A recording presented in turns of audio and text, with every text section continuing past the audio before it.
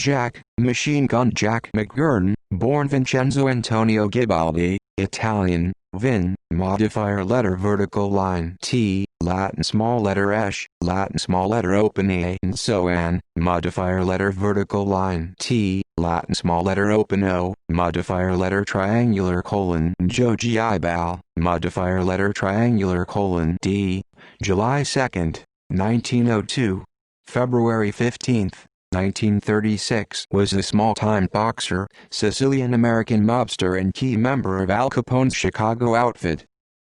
Early life. McGurn was born in July 1902 in Licata, Sicily, the eldest son of Tommaso and Giuseppe Gibaldi, née Verderame. 4 years later, he and his mother emigrated to join his father in the United States of America, arriving at Ellis Island on November 24, 1906.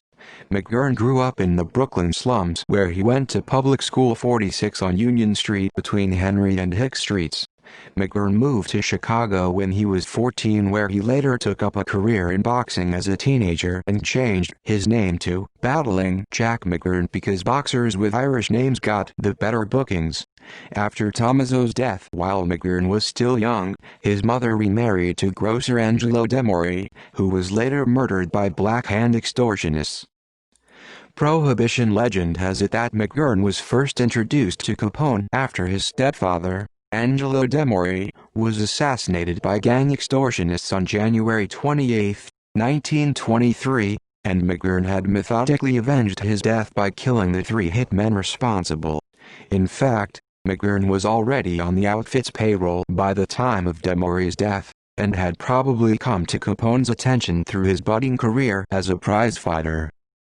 McGurn had part ownership of a speakeasy jazz club, a venue which still exists today, the infamous Green Mill, at 4802 North Broadway, in the middle of the rival Bugs Moran Gang's territory. In November 1927, manager Danny Cohen gave McGurn the task of persuading comedian-singer Joey Lewis not to move his act south to the new Rendezvous Cafe, at North Clark Street and West Diversey Parkway. Lewis refused, and McGurn slit Lewis's throat, cutting off a portion of his tongue and leaving him for dead. Miraculously, Lewis eventually recovered and resumed his career, but his voice never regained its lush sound. St. Valentine's Day Massacre. McGurn is associated with planning the St. Valentine's Day Massacre in 1929, though this association has not been proven. Although police charged McGurn in the case, he was never brought to trial, largely due to his blonde alibi girlfriend and later wife Louise Rolfe, who claimed they spent the whole day together. Later years. In April 1930, when Frank J. Loesch, chairman of the Chicago Crime Commission, compiled his Public Enemies list of the top 28 people he saw as corrupting Chicago, McGurn's name was fourth on the list, which was published nationwide. This notoriety caused him to be shunned by the outfit. McGurn, who had great hand-eye coordination, subsequently attempted a career as a professional golfer. McGurn was a silent partner in Evergreen Golf Course, at 91st Street and Western Avenue, a known mob hangout where he could often be found playing, practicing, giving lessons, or drinking and playing cards in the clubhouse. Dan Lilly was known to have caddied for him once and claimed that he kept a machine gun in his golf bag at all times. On August 25, 1933, the Western Open Golf Championship began at Olympia Fields Country Club in the far south suburb of Olympia Fields. A reasonably skilled golfer and flashy dresser, McGurn entered the competition as Vincent Gebhardy, another version of his real name, the professional at public Evergreen Golf Course. In the opening round, McGurn carded a 13-over par 83 on course number 4, today's North Course. The next morning, the name Gebhardy on the day's pairing sheet was observed by an alert Chicago police chief detective, who sent 2 sergeants to arrest him. Aware of McGurn's truculent temper, the Chicago Tribune account reported, the sergeants enlisted the help of Lieutenant Frank McGillen and 5 policemen from the Homewood station of the County Highway Force. McGurn was playing much better the second day, The group of burly officers accosted McGurn on the 7th green and told him he was under arrest under a warrant issued the day before under the criminal reputation law. He was accompanied by his wife, the glitzy, blonde alibi Louise Ralph. Wearing a tight, thin white dress and sporting the 3-carat diamond ring, she approached the policeman and snapped, "Whose brilliant idea was this?" McGurn politely asked to finish his round. Amused, the plainclothesman agreed and became part of his gallery. But the police presence began to unnerve McGurn and his game suddenly went sour. He came in with a 16 over par 86 for a 36-hole total of 169, 14 strokes above making the cut.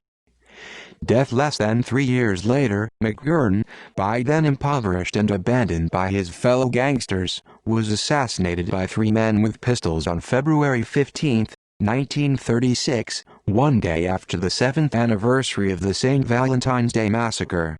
He was bowling at the 2nd Floor Avenue Recreation Bowling Alley, at 805 North Milwaukee Avenue in Chicago. The killers tossed a Valentine card with this ironically prophetic poem near to his body. "You've lost your job, you've lost your dough, your jewels and cars and handsome houses, but things could still be worse, you know, at least you haven't lost your trousers."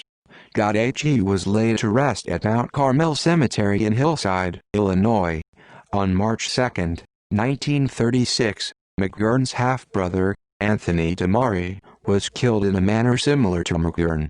Damari, who had claimed, "I know the guys who killed Jack.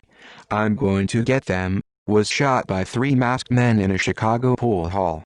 Police linked the assassination to McGurn's slaying. The identity of McGurn's killers remains unknown, but research and speculation by criminologists suggest 3 possible theories.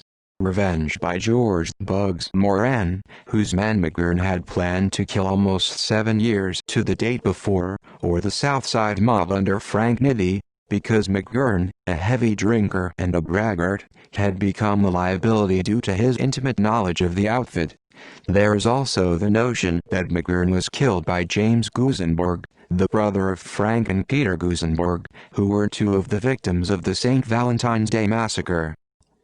In popular culture, McGurn has been portrayed in several movies including The St. Valentine's Day Massacre, 1967, by Clint Ritchie, Capone, 1975, with Carmen Argenziano, The Vern Miller Story, 1987, by Frank Coaster, and Gangsterland, 2017, by Sean Ferris. He was also played by K.L. Smith in the original The Untouchables television series and by Paul Stevens in the Playhouse 90 episode, 7 Against the Wall, depicting his role in the St. Valentine's Day Massacre.